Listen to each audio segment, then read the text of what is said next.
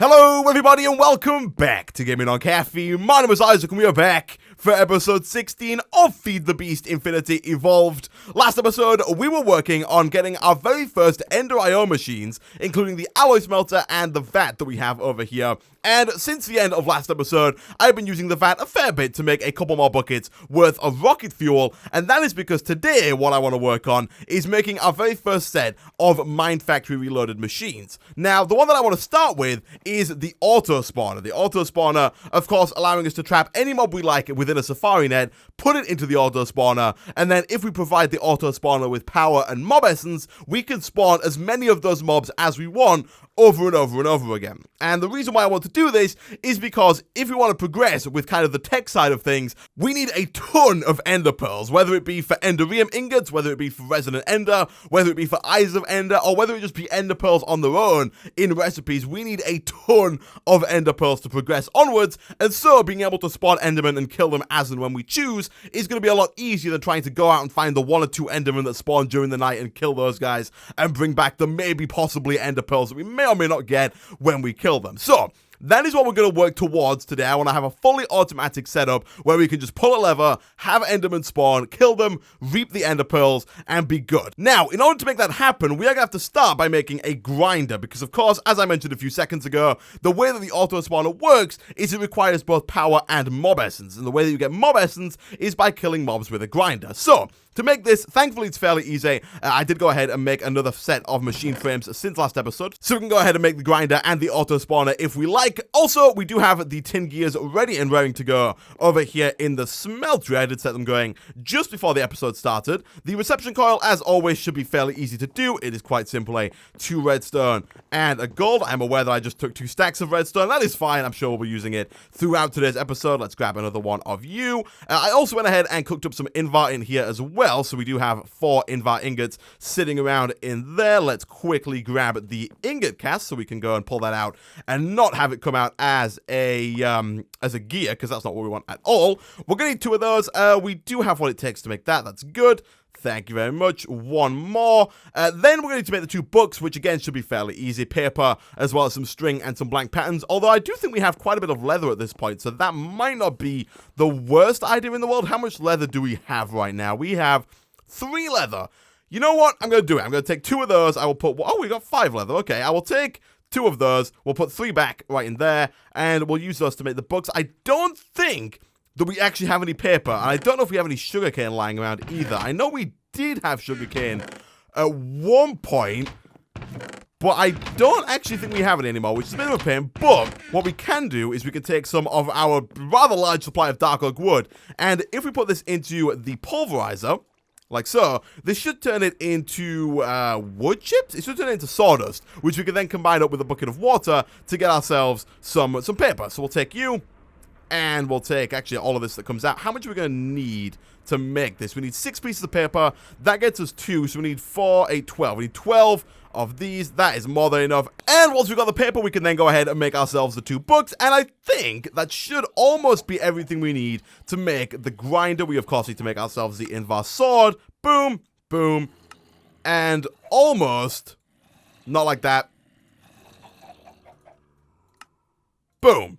No, of course, we need to make ourselves the plastic sheets. Those are like the main point of making this thing. Okay, so to make the plastic sheets is a little bit tricky, and we are going to have to make 2 sets of these because the grinder requires 2 plastic sheets, and the auto spawner also requires 2 plastic sheets. So the way we make this is, of course, with the rocket fuel that we worked on last episode, as well as 4 lots of compressed sawdust, which are made using 8 sawdust just in a crafting table. So I think we get 2 sawdust per log. So we put 4 in there, that gets us 8.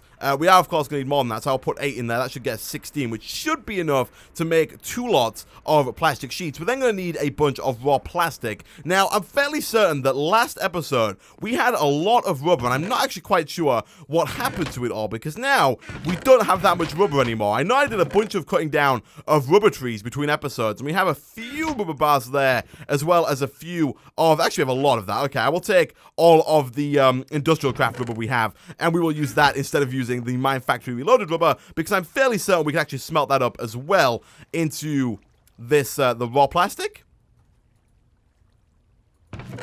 We can. Cool. All right. Let's go ahead and put 8 of those in there. Again, kind of just preparing for the next set that we're definitely going to need when we make the auto spawner.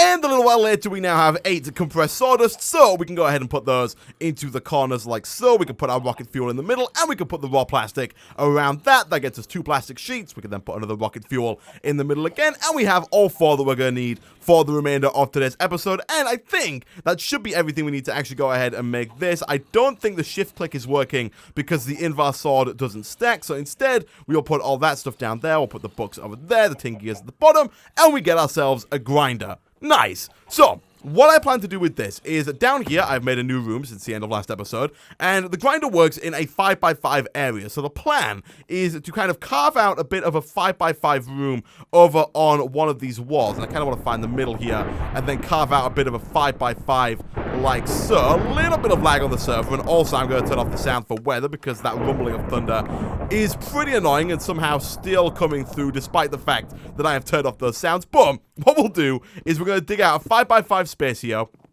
and we're going to put the grinder right here at the front. Now, the next thing that we need to worry about once we've actually got the grinder down and got our 5x5 room is how are we going to get the mobs into there? And I decided to go ahead and just use the cursed earth that we already had. But again, we run into the problem that we did last time, that we don't have a way of moving the cursed earth. Thankfully, since last time that we made the cursed earth and had this issue, I found a lot more emeralds. It turns out that the nether has a lot more emeralds in it than the overworld does. I did a ton of mining in the overworld, couldn't find any. I went in the nether for like 5 minutes, did a bit of flying around with the jetpack, and came across 2 lots of nether emerald ore. And thankfully, if you go ahead and pulverize this up, you actually get 5 emeralds per nether emerald ore. So we have 10 emeralds worth here, more than enough to make a block of emeralds, and therefore more than enough to make this silky jewel, which is a little upgrade from Tinker's Construct, which if you add it to a tool as a modifier, gives it silk touch. So we're going to take these emeralds to make the rest of the stuff, to make this silky cloth. All we need is a golden nugget and some string. You can also use aluminium brass nuggets if you so wish, but we're going to go ahead and take some of our 65 string as well as some of our gold, which we already have on us. And if we head back over here, we should be pretty much good to go ahead and do this, get some golden nuggets, surround them with string, and then go 1, 2, 3, 4, take all of those, and make ourselves, boom, boom, a silky jewel. Nice. So, once we got that, I'm going to go ahead and put it onto our shovel. I was debating whether or not to put it on the pickaxe, because the pickaxe can pick up both like cobblestone ores and also like dirt and stuff, whereas the shovel obviously can't pick up things like iron or gold or diamond ore and such. But Silk Touch does also slow down your tools quite significantly, and I don't really want my pickaxe to be slowed down at all if possible, so I think I'm going to go ahead and add it to our shovel, which also has no modifiers on it right now whatsoever, so we will go ahead and add that. That gives it Silk Touch, and once we've got that, I'm going to go and grab some of our cursed earth from upstairs. I'm not going to grab it all. I'm going to leave some of it up there. I'm going to leave most of it up there. I will probably only take a piece or two. However, I'm going to take some dirt so that we can replace it. And then what we're going to do downstairs is just put down one piece and allow it to spread to all of the other pieces around it once we put it in complete darkness. Do I want to turn those fans off? I should probably turn those fans off. Do I have torches? I do. We're going to need torches because otherwise the mobs will continue to spawn. But I do not want these fans on, because otherwise, with the fans on, I'm going to get blown all over the place, and it's going to be a pain in the backside to try. Are you going to go up, please? It's going to be a pain in the backside to try and do anything once we're in there. It's going to be a bit of a pain. Hopefully, there is like a creeper in there that's going to destroy most of the mobs for me, and then we can put down some torches and kind of not have to worry about it too much. Thankfully, we are doing it at night. Can I get a torch down in there? Oh, I got a torch down up top. Not quite what I wanted, but we can... Oh, there's a lot of spiders. Like, almost exclusively spiders. Oh, I don't want it to burn. Please don't burn. You can't see the sunlight. I'm surprised it's burning. Oh, I died. Okay. I'm going to try and get this, guys. I'll be back in a second. Okay, so a little while later, I got myself 4 cursed earth from upstairs. I've gone ahead and dug out this 5x5 room, and I've left spaces for all of the cursed earth. Now, for the time being, what I'm going to do is I'm going to light up this little room, so no mobs should spawn, and also the cursed earth shouldn't spread. So we'll put it down here. And now what we need to do is twofold. We need to make this room completely dark so that mobs will start to spawn in it, and we also need to get some power to this grinder, as well as stick a chest behind it so that it can pick up all of the mob drops. Now, the first thing we're going to do is make the room dark. Now, to do that, we could just put some blocks up, but I would much rather use dark glass, which is a block that you can see through, but doesn't let light pass through, so that we can see the mobs in their spawn, and we can make sure everything is working, whilst at the same time making sure that it's completely dark within that room so the cursed earth works as it should.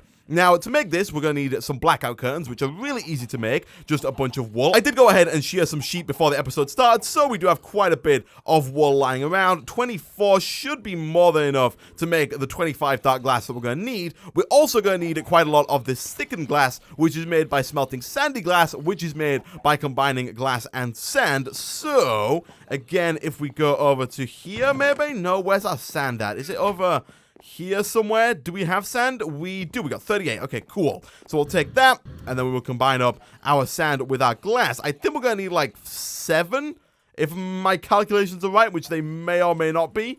We'll do 7. That gets us 28, which again should be more than enough, because I think we need about 24 of this dark glass, and each one of these thickened glass is kind of equivalent to 1 dark glass, so 28 should be more than enough. We will smelt that up. Whilst we're waiting for that to smelt up so we can make our dark glass, we need to think about our power situation. Now, I was considering making like a ton of redstone energy flux ducts and kind of running the power all the way down here, but what I think I might do instead, because I'm not too happy right now with the position of our water wheels, I think I might actually move the whole thing down here and kind of make this back wall just a water wheel wall, because right now I think our water wheel is like 5 wide, so like 1, 2, 3, 4, 5, 1, 2, 3, 4, 5, 1, 2, 3, 4, 5. I think we can fit 3 water wheels on that wall. Possibly. I do have to think about how the servos play into that, how the is it called a servo or a dynamo? How those fit into that, so we can actually pull power from the water wheel. But what I think I'm going to do now, guys, I'm going to go away. I'm going to move my water wheels down here. I might even go ahead and make a 3rd water wheel, because we are going to need quite a lot of power. We're adding 2 machines to the setup. It's going to take a bit more power to keep everything running. But yeah, I'm going to go ahead. I'm going to move these water wheels down here, and I'll be back in a second. Okay, so quite a long time later, and I have successfully moved all of our water wheels down into this lower floor, and I went ahead and made a 3rd water wheel. So now we have basically these 2 here going up and powering the machines upstairs, so exactly the same setup that we had before. Those machines are not getting any more or less power than they were previously. And then this 3rd water wheel on the left-hand side here, we can actually sneak back and take a look, is just going directly down around and is being hooked up to this grinder over here. And then for these 2, we have pretty much the same setup. We have 1 dynamo here for these wheels, which then go up and around and up to the surface. That's kind of where all of our machines are, if you're wondering. And then we have another kinetic dynamo over there for this wheel, which again powers up there as well. So nothing's really changed for the power upstairs, but we now have an extra wheel, an extra 90 to 100-ish RF per tick for the auto spawner and the grinder that are going to be over here. Also, our stuff for the dark glass should now be done. So if we come on up over here, we can grab all of you. Over there is where the power comes out, for those who are wondering.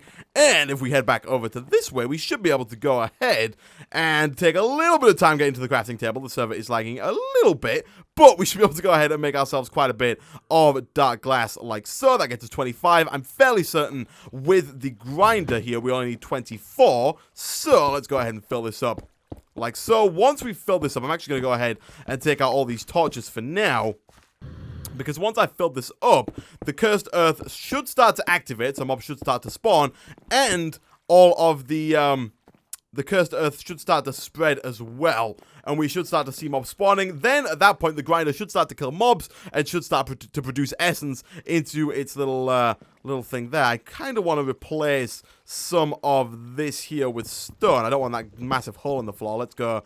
And that also might be stopping these spawning. Actually, I doubt it is. It shouldn't be affecting that at all, really. We'll put that there, and I'll put you there. There we go. All right, cool. So, mobs are spawning in. They should get killed. You can see they are kind of getting killed pretty quickly here. There we go. And all the stuff's popping out the back. So, first things first, let's make it the crafting station for down here so we don't have to go back upstairs. Every single time we want to craft something, I will put it like here for now. Then let's go ahead and make another chest. And for now, we will just stick that down right about there. Eventually, we might end up putting things like barrels and stuff down here instead, because there's going to be a lot of drops coming out of this thing. And the chest is probably going to get pretty full pretty quickly. You can see all the cursed earth is nicely spreading out. So, now that we've got this set up, the next thing that we need to work on is, of course, actually getting the auto spawner. So, the auto spawner is a little tricky in some regards. It does require some magma creams, but thankfully we can make those. We have the plastic sheets already. We have the machine frame already. Nether wart, I think we don't actually have. I was going to say I think we do have, but I don't think we do. I think I saw, the recipe here. We can throw a blaze rod into our mana pool and get one that way. Do we? I know that sounds a bit silly because nether wart's kind of all over the place, but we do actually have quite a few blaze rods, I think. Maybe, he says with complete certainty. If not, then we could always go ahead and grab some more. But the more I think about it, actually, okay, never mind. What we'll do first is we'll make ourselves a magma cream. To do this, we're going to need some slime and some blaze powder. As per usual, we can throw some glowstone and some redstone into the fluid transposer, and that will get us a bit of blaze rod, and then we can go ahead and combine that up with the slime that we get from our hammer, and that should be pretty much good. So we'll throw a little bit in here. What did we say before? 2 equals 1. So I'll throw 4 in there. That should be enough to get us the 2 blaze rods, the 2 blaze powder, sorry, that we're going to need to make the 2 magma creams.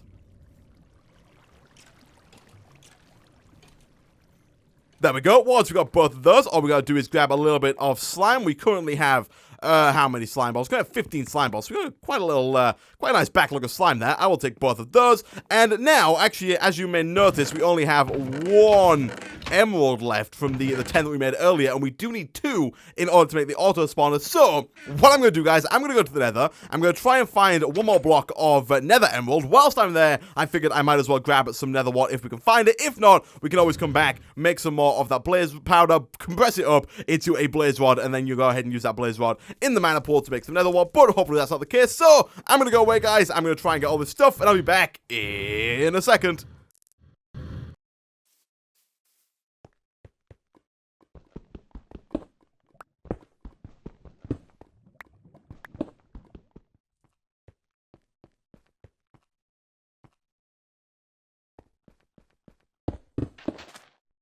And 1 quick trip to the nether later. I think we have everything it takes to go ahead and make ourselves the auto spawner. Also, we have the world's messiest inventory, but hopefully that doesn't matter too much. Let's have a look here. We need the machine frame in the middle. That is that guy there. We're going to need to put the plastic sheets either side of the top. We did find some nether wart, which is pretty nice. We do have some emeralds, which we are going to have to throw into the macerator. Into the pulverizer. It does also work in the macerator. We will put those in there.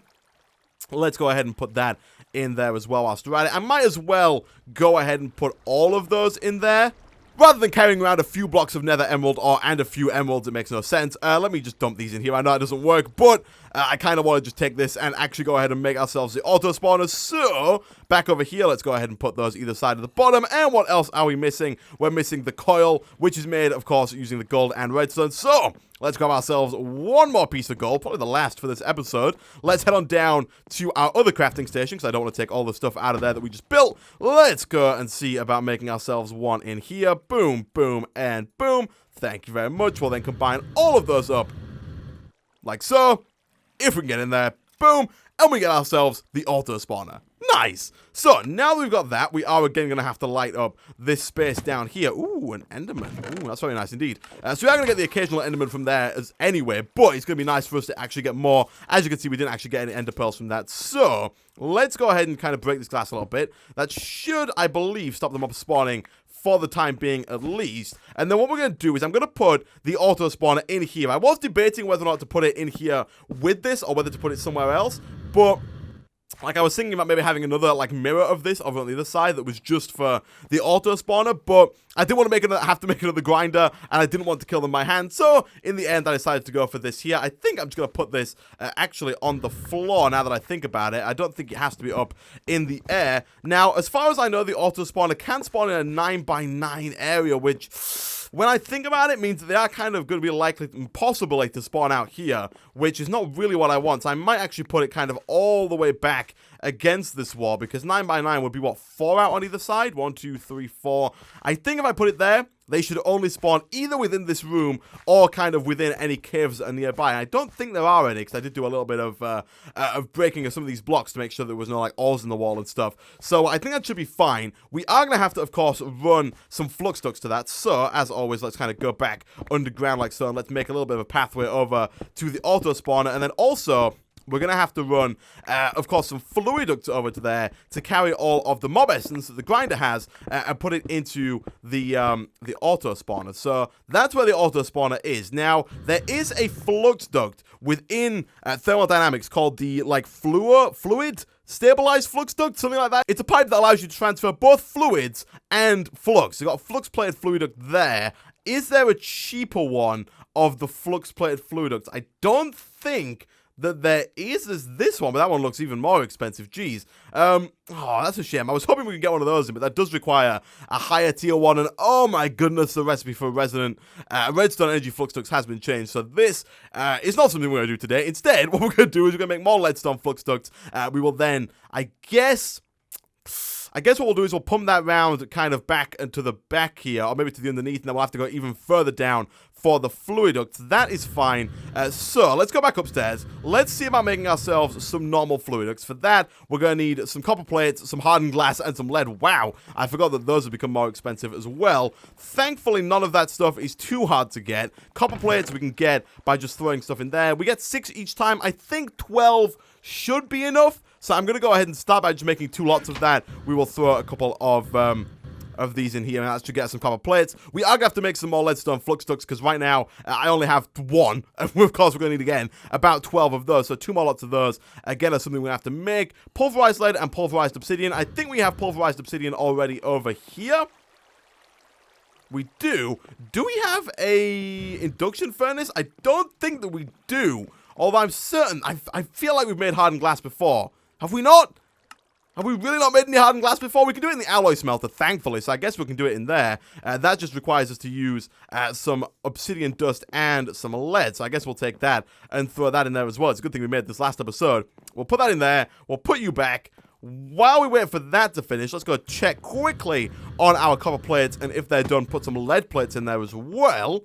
The thing's on the wrong mode. I made when I make the water wheel, this thing over here, the water wheel, of course, requires a shaft, which needs the iron block in extruding mode, not in the normal rolling mode, and that's where that went. Jeez, that's a flipping pain in the backside. All right, well, for the next time that we need some copper piping, we've already got those pipes ready to go. I guess we're going to have to grab some more copper from over here.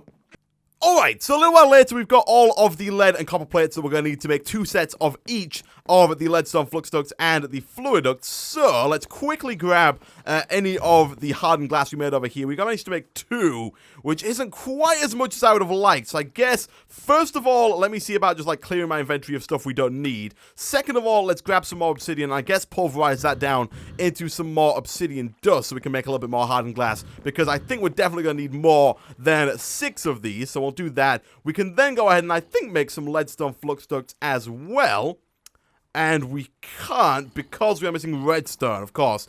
We've got the redstone chipsets. That's fine. Let's take you. Let's quickly check on you. 8 should be enough to make 4 more, I think. So we'll throw that in there. That should be perfectly fine. That didn't quite work how I wanted it to work. Are these different types of... Oh, they are the different types of obsidian dust. That's fine. Let's throw that in there. Let's go back over here. Let's see if we can get ourselves some of those. We can. That's 12. Is that enough to make it all the way over here? That does give us 13 in total. Hopefully 12 is more than enough. Now, of course, we are going to need more. Let's get rid of that. We're going to need more leadstone flux ducts than we are flipping, whatchamacallem, fluid ducts. So... Actually, I guess we could change that if we want. Okay, what I'm going to do, because I think the leadstone flux ducts are a little bit easier to make, I'm going to do this for powering the grinder, and I hope that light there doesn't matter too much. If it does, we can put some dark glass on the other side. It's going to look a little bit horrible, but it'll be fine. And then what we'll do is we'll kind of come across here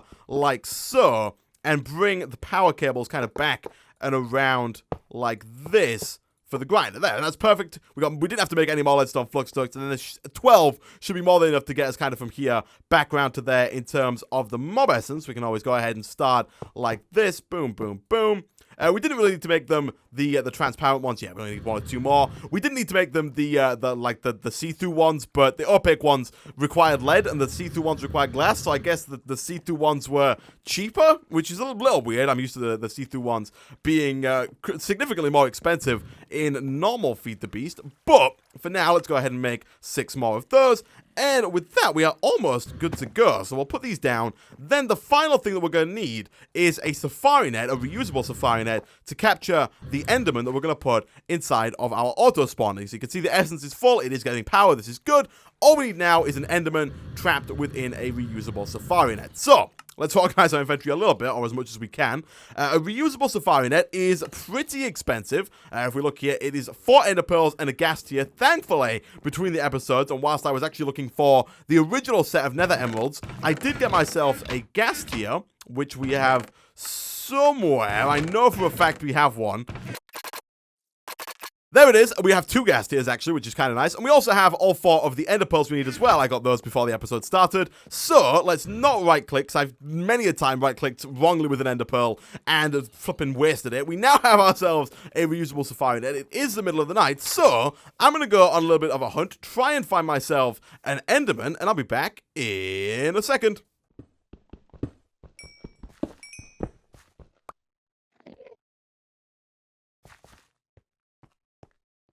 And finally, now that we've got an Enderman in our reusable safari net, we should be able to go ahead and turn off these lights once again, stick that guy back in there, quickly leave. Oh, I'm out of juice. No. I'm out of stuff.